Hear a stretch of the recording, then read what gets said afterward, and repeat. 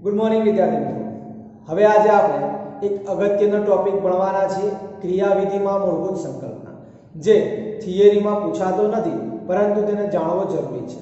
અને ત્યારબાદ આપણે સહસંયોજક બંધના વિભાજનની ચર્ચા કરીશું। સહસંયોજક બંધનું વિભાજન જે છે એ બે પ્રકારે થાય છે। કયા બે પ્રકારે થાય છે? તો કે સમવિભાજન અને વિષમ વિભાજન। તો અગત્યના ટોપિક છે મિત્રો, તો ધ્યાન રાખવાના છે તમારે। तो સૌપ્રથમ આપણે ચર્ચા કરીએ કે આપણે જે ઓસી લખ્યું છે, ઓસી એટલે કે ઓર્ગેનિક કમ્પાઉન્ડ એટલે કે કાર્બનિક અણુ કહેવાય, જેને આપણે પ્રક્રિયાર્થી તરીકે ઓળખીએ છીએ। જેને આપણે શેના તરીકે ઓળખીએ છીએ? પ્રક્રિયાર્થીના અણુ તરીકે ઓળખીએ છીએ। આ પ્રક્રિયાર્થીના અણુ પર હુમલો કરનાર પ્રક્રિયક, એટલે આ જે હુમલો કરનાર પ્રક્રિયક છે એ પ્રક્રિયાર્થી પર જ્યારે હુમલો કરશે तो एक मध्यवर्ती संयोजन એટલે કે મધ્યવર્તી નિપજ બનાવે છે। શું બનાવે છે? મધ્યવર્તી નિપજ બનાવે છે। આ મધ્યવર્તી નિપજ જે છે એ લાંબો સમય રહેતી નથી, એટલે કે મધ્યવર્તી સંયોજન લાંબો સમય ન રહેતા તેનું રૂપાંતર શેમાં થાય છે? નિપજમાં થાય છે। તેનું રૂપાંતર શેમાં થાય છે? નિપજમાં થાય છે। तो આપણા માટે આ ઓસી જે છે એ પ્રક્રિયાર્થી કહેવાય। પ્રક્રિયાર્થી એટલે કે પ્રક્રિયક છે, અને હુમલો કરનાર પ્રક્રિયક જે છે એ ન્યુક્લિયોફાઇલ એટલે કે કેન્દ્રાનુરાગી પ્રક્રિયક, બરાબર, અને ઇલેક્ટ્રોફાઇલ એટલે કે ઇલેક્ટ્રોન અનુરાગી પ્રક્રિયક તરીકે ઓળખાય છે, જે આપણે પાછળ અભ્યાસ કરીશું। ત્યારબાદ આપણે ચર્ચા કરીશું કે નવો બંધ બનાવવા માટે આપણે જે નવો બંધ બને છે સંયોજનની અંદર, એટલે નવો બંધ બનાવવામાં કાર્બનની પૂર્તિ કરનાર જે સ્પીસીઝ હોય, કાર્બનની પૂર્તિ કરનાર જે સ્પીસીઝ હોય એ સ્પીસીઝને શું કહેવાય? પ્રક્રિયક કહેવાય। આ પ્રક્રિયાર્થીના અણુઓ વચ્ચેનો બંધ તૂટે। હુમલો કરનાર પ્રક્રિયક જ્યારે આ કાર્બનિક અણુ પર હુમલો કરે, એટલે આ હુમલો કરનાર પ્રક્રિયક આ પ્રક્રિયક સાથે, એટલે કે આ કાર્બનિક અણુ સાથે નવો બંધ બનાવે છે। તો આ જે પ્રક્રિયકથી છે એ પ્રક્રિયાર્થીની અંદર રહેલો જે કાર્બન છે એ કાર્બનની પૂર્તિ કરનાર જે સ્પીસીઝ આવી, નવી સ્પીસીઝ, જેને આપણે શું કહીશું? પ્રક્રિયક તરીકે ઓળખીએ છીએ।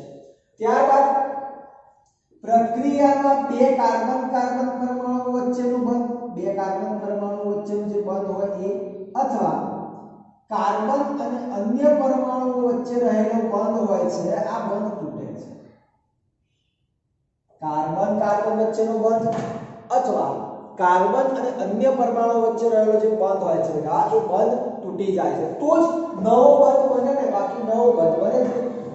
કાર્બનની સંયોજકતા 4 પૂરી હોય, બરાબર, તો તમે નવો પરમાણુ કેવી રીતે ઉમેરી શકો? નવો બંધ કેવી રીતે બનાવી શકો? ઓબ્વિયસલી કોઈ એક જૂનો બંધ તોડો ત્યારે। આ જ વસ્તુ છે। હવે આપણે અગત્યના જે ટોપિકની ચર્ચા છે એ ટોપિકનું નામ છે સહસંયોજક બંધનું વિખંડન। વિખંડન એટલે કે વિભાજન। તો પહેલા તો સહસંયોજક બંધ કોને કહેવાય એ તમને કહી દઉં। પરમાણુઓ જે છે આ પરમાણુઓ વચ્ચે ઇલેક્ટ્રોનની ભાગીદારીથી બનતા બંધને, પરમાણુઓ વચ્ચે ઇલેક્ટ્રોનની ભાગીદારીથી બનતા બંધને શું કહેવાય છે? સહસંયોજક બંધ કહે છે। એટલે ઇન શોર્ટ, ઇલેક્ટ્રોનની ભાગીદારીથી જે બંધ બનતો હોય ને મિત્રો, એને શું કહેવાય છે? સહસંયોજક બંધ કહે છે। હવે આ સહસંયોજક બંધનું વિભાજન, એટલે એ બંધને તોડવા માટેની વાત છે। તો સહસંયોજક બંધનું વિભાજન બે રીતે થાય છે। પહેલું સમવિભાજન અને બીજું વિષમ વિભાજન। તો સૌપ્રથમ આપણે સમવિભાજનની ચર્ચા કરીએ છીએ, ત્યારબાદ વિષમ વિભાજનની ચર્ચા કરીશું। તો સમવિભાજનની વાત કરું તો સમાન વિદ્યુત ઋણતા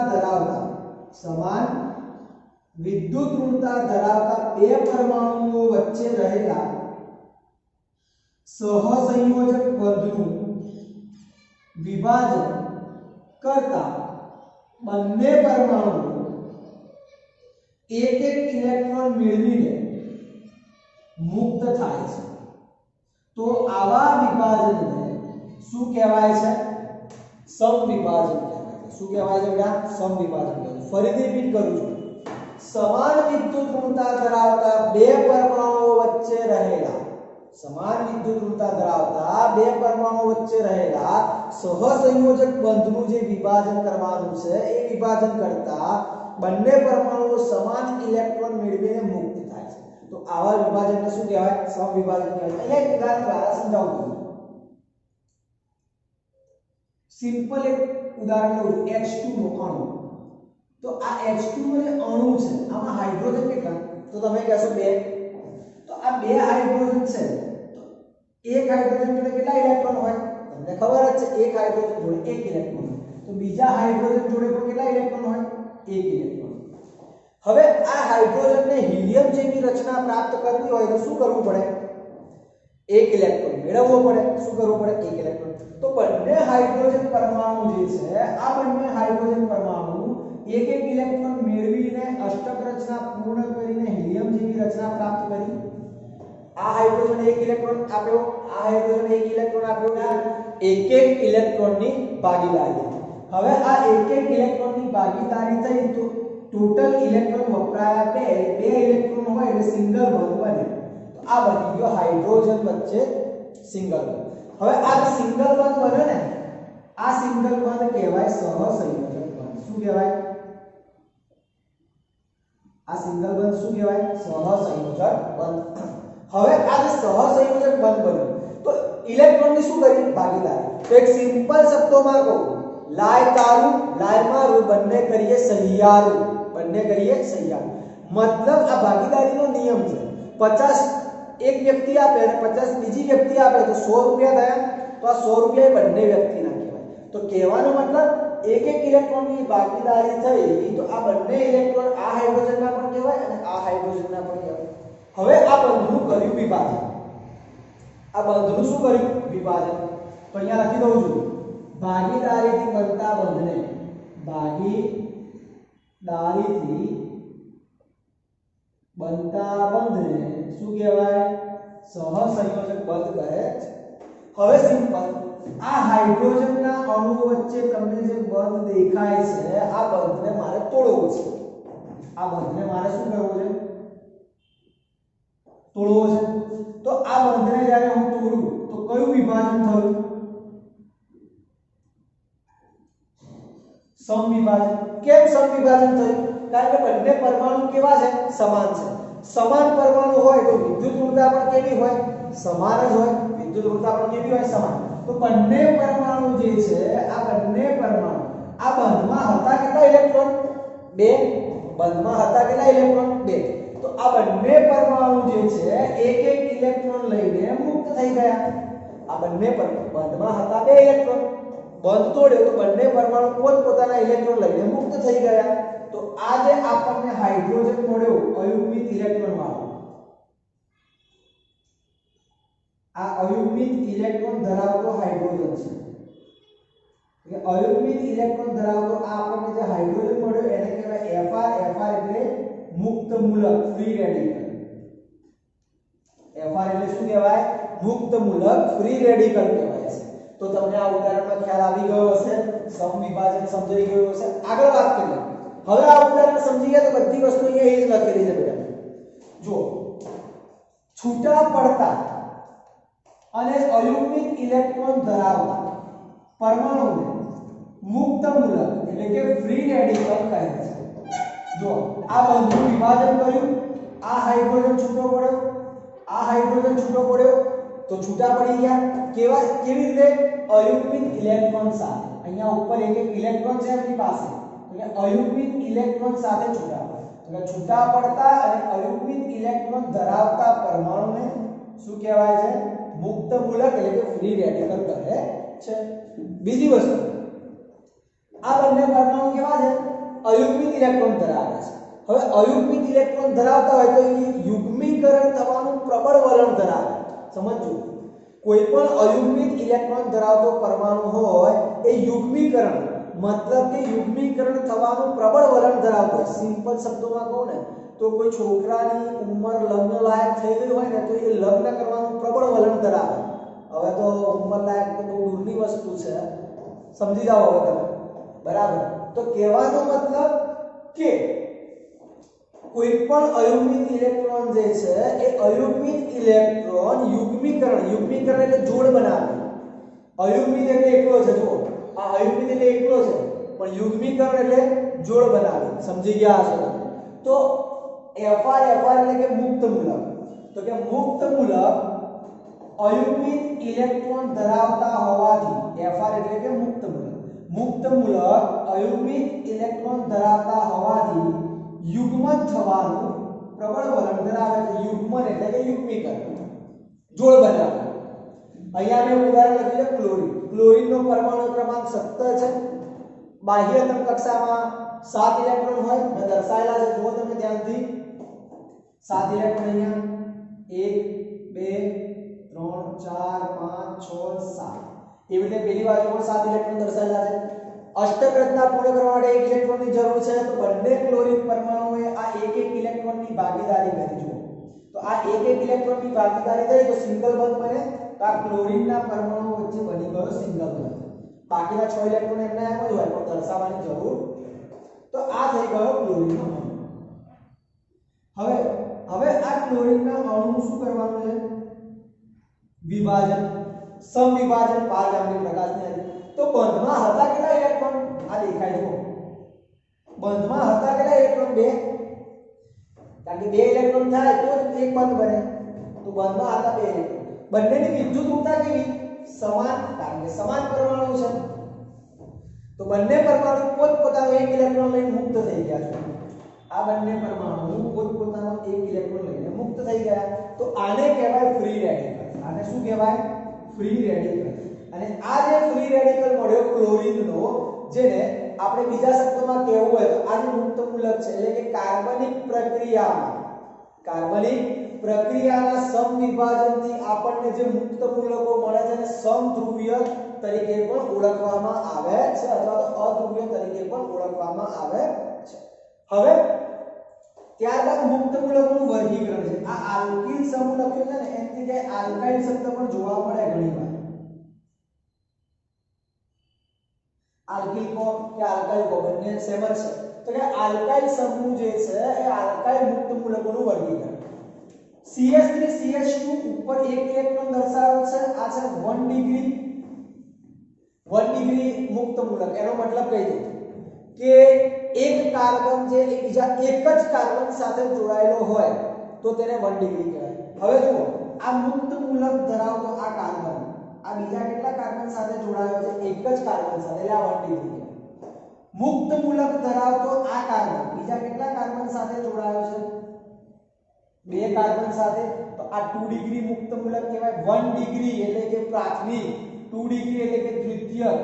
અને આ જે છે કેટલા કાર્બન સાથે જોડાયો છે? જુઓ ધ્યાનથી,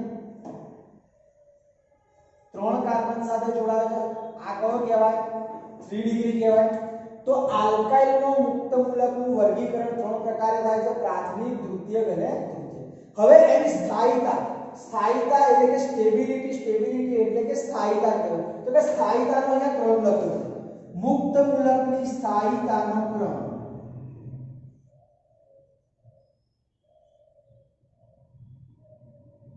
મુક્ત મૂલકની સ્થાયીતાનો ક્રમ છે, ખૂબ જ અગત્યનો છે, ધ્યાન રાખજો. મિથાઇલ મુક્ત મૂલક કહેવાય આને. શું કહેવાય? મિથાઇલ મુક્ત મૂલક. Less than 1 degree, less than 2 degree, less than 3 degree. આનો મતલબ એવો થયો કે મુક્ત મૂલકની સ્થાયીતાનો જે ક્રમ છે એ 1 ડિગ્રી થી 3 ડિગ્રી તરફ જતા વધે છે. 1 ડિગ્રી થી 3 ડિગ્રી તરફ જતા સ્થાયીતા શું થાય છે? 1 ડિગ્રી થી 3 ડિગ્રી તરફ જતા સ્થાયીતા વધે છે. ખ્યાલ આવે કે નહીં? તો 1 degree less than 2 degree less than 3 degree, 3 ડિગ્રીની સ્થાયીતા કેવી છે? ખૂબ જ વધારે છે. તો અહીંયા આપણું સહસંયોજક બંધ જે છે એ સહસંયોજક બંધમાં સમવિભાજન પૂર્ણ થયું અને હવે આપણે વિષમ વિભાજનનો અભ્યાસ કરીશું.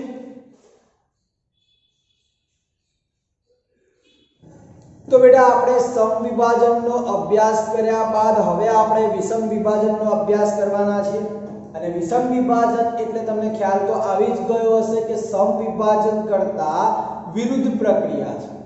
સમવિભાજનમાં બે પરમાણુઓ વચ્ચે રહેલો જે સહસંયોજક બંધ છે એ સહસંયોજક બંધને તોડતા બંને પરમાણુ સમાન ઇલેક્ટ્રોન મેળવીને મુક્ત થતા હતા માટે નામ હતું સમ. સમ એટલે સમાન. અહીંયા જે વિષમ. વિષમ એટલે જુદું જુદું. તો અહીંયા આપણે વિષમ વિભાજનની ચર્ચા કરીશું બેટા. સૌપ્રથમ તો જુદી જુદી વિદ્યુત ઋણતા ધરાવતા, પેલામાં સમાન વિદ્યુત ઋણતા હતી, અહીંયા મેં લખી છે જુદી ટુ. જુદી ટુ એટલે જુદી જુદી. જુદી જુદી વિદ્યુત ઋણતા ધરાવતા બે પરમાણુઓ વચ્ચે રહેલા ઇલેક્ટ્રોનની ભાગીદારીથી બનેલા સહસંયોજક બંધનું વિભાજન કરતા વધુ વિદ્યુત ઋણતા ધરાવતો પરમાણુ બંને ઇલેક્ટ્રોન મેળવે છે અને ઓછી વિદ્યુત ઋણતા ધરાવતો પરમાણુ ઇલેક્ટ્રોનની ઉણપ વર્તે છે. તો આવા વિભાજનને વિષમ વિભાજન કહે છે. તો આવા વિભાજનને શું કહે છે? વિષમ વિભાજન કહે. હવે આ જે વ્યાખ્યા લખી છે, વ્યાખ્યા બેટા અહીંયા હું એક ઉદાહરણ દ્વારા સમજાવું છું કે અહીંયા લખેલું જ છે, પણ અહીંયા આ જે ઉદાહરણ લખ્યું છે હું થોડું વધારે એક્સપ્લેન કરીને બતાવું છું. ફરીથી રિપીટ કરું છું. જુદી જુદી વિદ્યુત ઋણતા ધરાવતા બે પરમાણુ છે. આ બંને પરમાણુની વિદ્યુત ઋણતા જુદી જુદી હોય છે. એમની વચ્ચે ઇલેક્ટ્રોનની ભાગીદારીથી જે સહસંયોજક બંધ બન્યો છે એ બંધનું વિભાજન કરવાનું છે. તો જેની વિદ્યુત ઋણતા વધારે હશે ને બેટા એ પરમાણુ બંને ઇલેક્ટ્રોન લઈ જશે બંધના, અને જેની વિદ્યુત ઋણતા ઓછી હશે એ પરમાણુ ઇલેક્ટ્રોનની ઉણપ વર્તશે.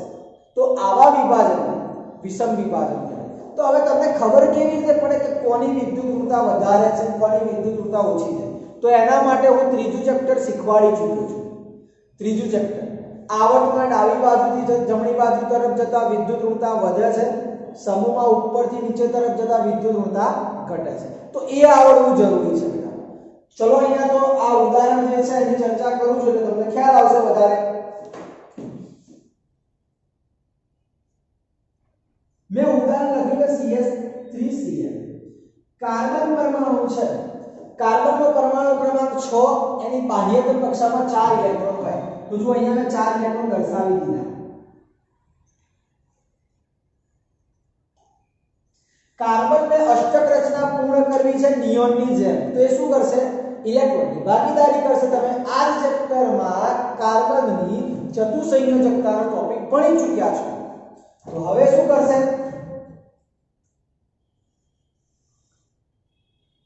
હાઇડ્રોજન પરમાણુ દેખાય છે કેટલા તમને? 3. તો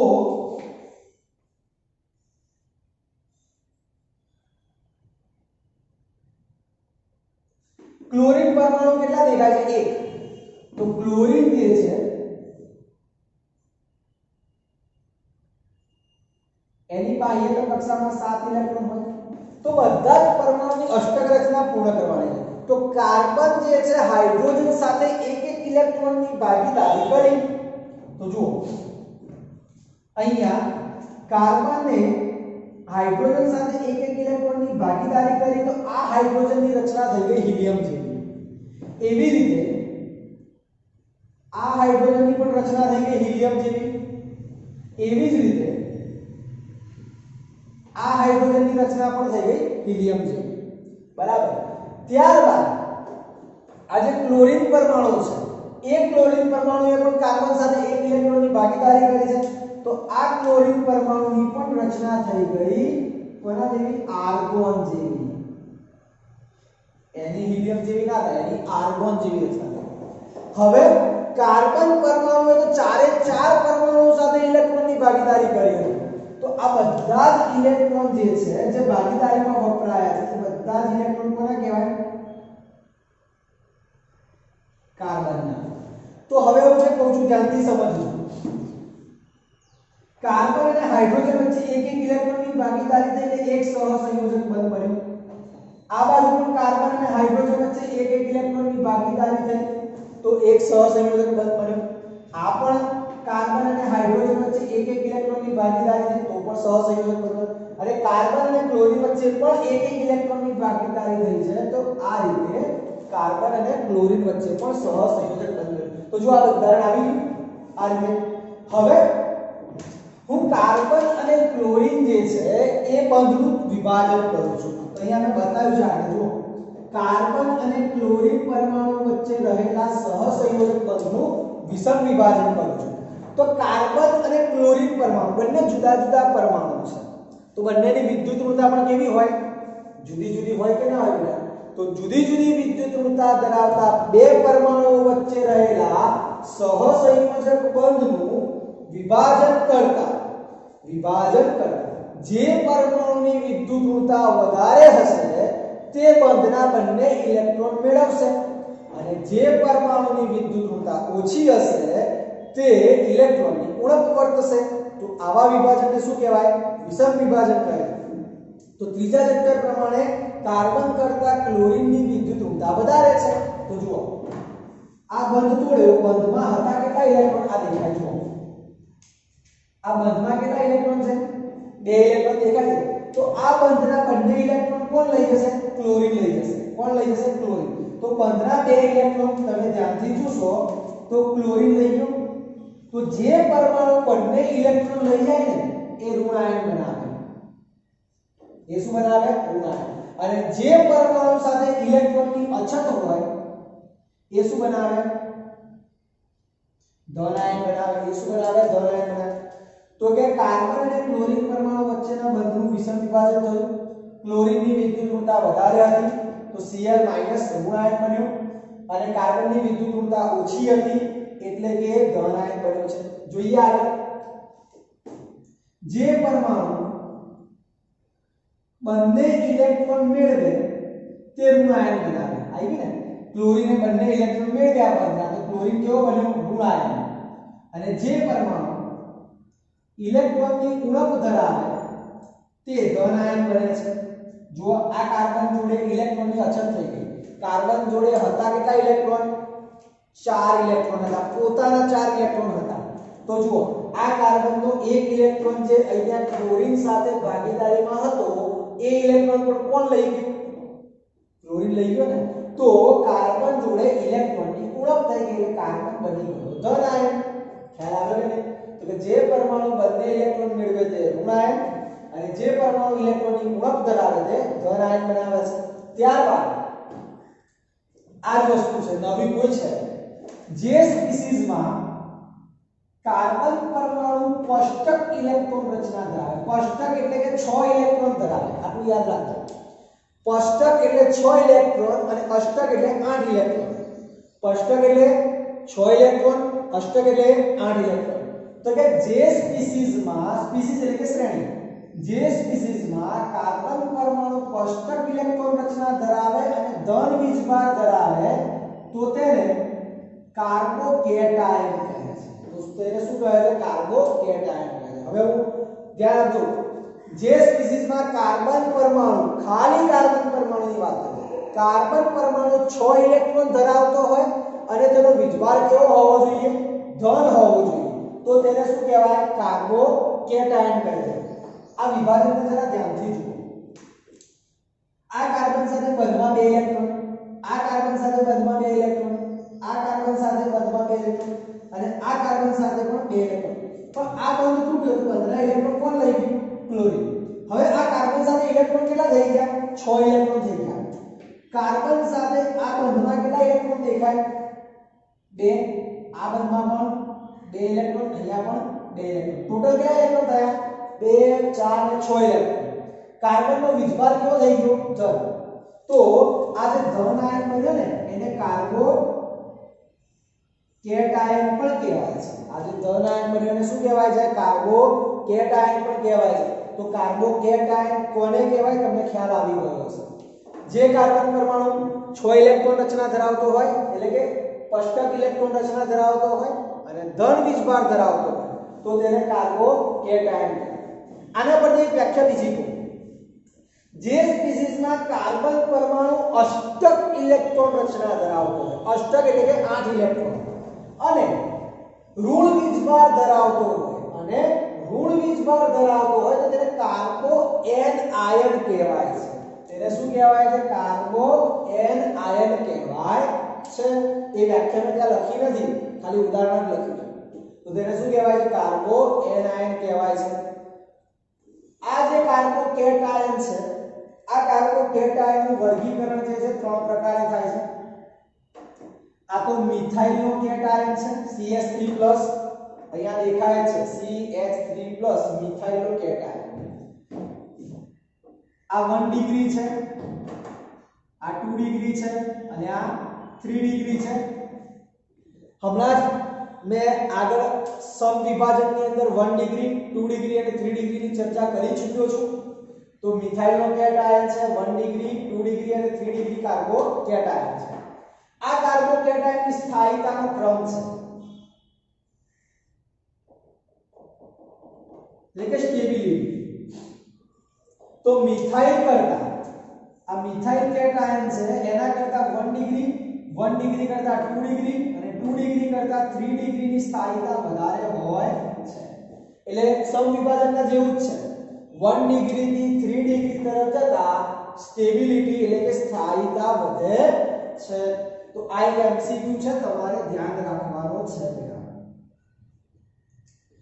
ખ્યાલ આવે કે નહીં અહીંયા સુધી? હવે કાર્બો કેટાયન જે છે, આ કાર્બો કેટાયનનો આકાર છે સમતલીય ત્રિકોણ છે। અહીંયા મેં દોર્યો નથી પણ તમારા બુકમાં જોવા મળે તમને। આ કાર્બો કેટાયન જે છે એનો આકાર કેવો છે? સમતલીય ત્રિકોણ। અને સમતલીય ત્રિકોણ આકાર આવ્યો તો સંકર્ણ હંમેશા sp2 હોય। તમે આ ચેપ્ટરમાં ચર્ચા કરી ચૂક્યા છો, તમે આ ચેપ્ટરમાં ચર્ચા કરી ચૂક્યા છો કે સમતલીય ત્રિકોણ આકાર હોય તો સંકરણ કયું હોય? sp2 જ હોય છે। તો અહીંયા સુધી તમને ખ્યાલ આવી ગયો હશે।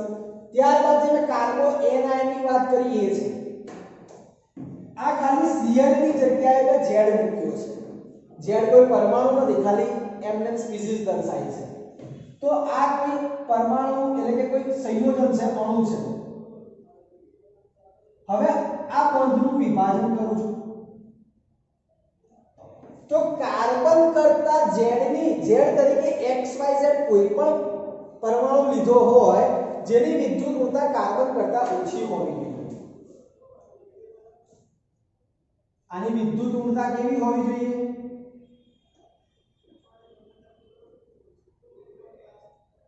ઓછી। કોના કરતા? કાર્બન કરતા। કોના કરતા? કાર્બન કરતા। તો જ્યારે આ કાર્બન અને Z એટલે કે એવો પરમાણુ કે જેની વિદ્યુત ઋણતા કાર્બન કરતા ઓછી છે, તો અહીંયા જે આ કાર્બન અને Z વચ્ચેનું વિભાજન થાય તો બંધના ઇલેક્ટ્રોન કોણ લઈ જશે? ઓબ્વિયસલી કાર્બન લઈ જશે, કારણ કે આપણે કન્ડિશન શું મૂકી છે? Z ની વિદ્યુત ઋણતા કાર્બન કરતા ઓછી હોવી જોઈએ। તો બંધના ઇલેક્ટ્રોન કાર્બન લઈ જશે। બે ઇલેક્ટ્રોન કાર્બન લઈ ગયો તો કાર્બન જોડે વીજભાર કેવો થયો? માઈનસ થયો। અને Z જોડે વીજભાર કેવો થયો? પ્લસ। તો આ Z શું બન્યો? ધન આયન, અને આ જે મળ્યો મિથાઇલનો ઋણ આયન। ખ્યાલ આવ્યો કે નહીં? બીજી વસ્તુ, આ વ્યાખ્યાને યાદ કરો। જે સ્પીસીસમાં કાર્બન પરમાણુ અષ્ટક રચના ધરાવે, અષ્ટક એટલે 8 ઇલેક્ટ્રોન, કાર્બનના હાઇડ્રોજન સાથેના 3 બંધ છે, તો આ રીતે 2 4 અને 6 ઇલેક્ટ્રોન તો હતા જ। આ બંધ તૂટ્યો, એના 2 ઇલેક્ટ્રોન લઈ લીધા એટલે 8, તો 6 ને 2 8 ઇલેક્ટ્રોન થાય। 7 એટલે કે અષ્ટક રચના થઈ ગઈ, ઇલેક્ટ્રોન રચના। અને વીજભાર કેવો ધરાવે? ઋણ ધરાવે। તો ઋણ વીજભાર આવી ગયો, તો તેને શું કહેવાય? કાર્બો એનાયન કહેવાય છે। તો તમને કાર્બો એનાયન ની વ્યાખ્યા લખતા આવડશે। તો આ રીતની જે રાસાયણિક પ્રક્રિયાઓ હોય છે બેટા, આવી પ્રક્રિયાઓને વિષમ ધ્રુવીય અથવા આયનીય અથવા તો ધ્રુવીય પ્રક્રિયાઓ તરીકે પણ ઓળખીએ છીએ। અથવા તો શેના તરીકે ઓળખીએ છીએ? ધ્રુવીય પ્રક્રિયાઓ તરીકે પણ ઓળખીએ છીએ। તો અહીંયા આપણા સહસંયોજક બંધનું વિભાજન પૂર્ણ થયું। હવે આખી થિયરી ફરીથી એકવાર રિપીટ કરું છું, ધ્યાન આપજો। સમવિભાજન તો કે સમાન વિદ્યુત ઋણતા ધરાવતા બે પરમાણુઓ વચ્ચે રહેલા સહસંયોજક બંધનું વિભાજન થતા બંને પરમાણુઓ સમાન ઇલેક્ટ્રોન લઈને મુક્ત થાય છે। તો આવા વિભાજનને સમવિભાજન કહે છે। અયુગ્મિત ઇલેક્ટ્રોન ધરાવતા પરમાણુને મુક્ત મૂલકો એટલે કે ફ્રી રેડિકલ કહે છે। એટલે કે શું કહે છે? Free radical. અને આ જે ફ્રી રેડિકલ એટલે કે મુક્ત મૂલકો જે હતા એના 3 પ્રકાર હતા, 1 ડિગ્રી 2 ડિગ્રી અને 3 ડિગ્રી। તો તેની સ્થાયીતાનો ક્રમ હતો 1 ડિગ્રી થી 3 ડિગ્રી તરફ જતા સ્થાયીતા વધે છે. આવી જ રીતે વિષમ વિભાજન જુદી જુદી વિદ્યુત ઋણતા ધરાવતા બે પરમાણુઓ વચ્ચે રહેલા સહસંયોજક બંધનું વિભાજન કરતા જે પરમાણુની વિદ્યુત ઋણતા વધુ હોય તે બંધના બંને ઇલેક્ટ્રોન મેળવે છે અને જે પરમાણુની વિદ્યુત ઋણતા ઓછી છે તે ઇલેક્ટ્રોનની ઉણપ ધરાવે છે. તો આવા વિભાજનને વિષમ વિભાજન કહે છે. જે પરમાણુ બંને ઇલેક્ટ્રોન મેળવતો હોય એ ઋણ આયન બનાવે અને જે પરમાણુ ઇલેક્ટ્રોનની ઉણપ ધરાવે છે તે ધન આયન બનાવે છે. એનું ઉદાહરણ છે CH3Cl નું વિષમ વિભાજન. ત્યારબાદ જે સ્પીસીસમાં કાર્બન પરમાણુ કોષ્ટક ઇલેક્ટ્રોન રચના એટલે કે 6 ઇલેક્ટ્રોન ધરાવે અને ધન વીજભાર ધરાવતો હોય તો તેને કાર્બોકેટાયન કહેવાય. જે સ્પીસીસમાં કાર્બન પરમાણુ અષ્ટક ઇલેક્ટ્રોન રચના એટલે કે 8 ઇલેક્ટ્રોન ધરાવતો હોય અને ઋણ વીજભાર ધરાવે તો તેને કાર્બો એનાયન કહેવાય છે. ત્રણ પ્રકાર છે 1 ડિગ્રી 2 ડિગ્રી 3 ડિગ્રી. 1 ડિગ્રી થી 3 ડિગ્રી તરફ જતા કાર્બોકેટાયનની સ્થાયીતાનો ક્રમ વધે છે. બરાબર. કાર્બોકેટાયનનો આકાર સમતલીય ત્રિકોણ છે અને સમકરણ sp2 હોય છે. તો અહીંયા આપણું સમવિભાજન અને વિષમ વિભાજન પૂર્ણ થયું.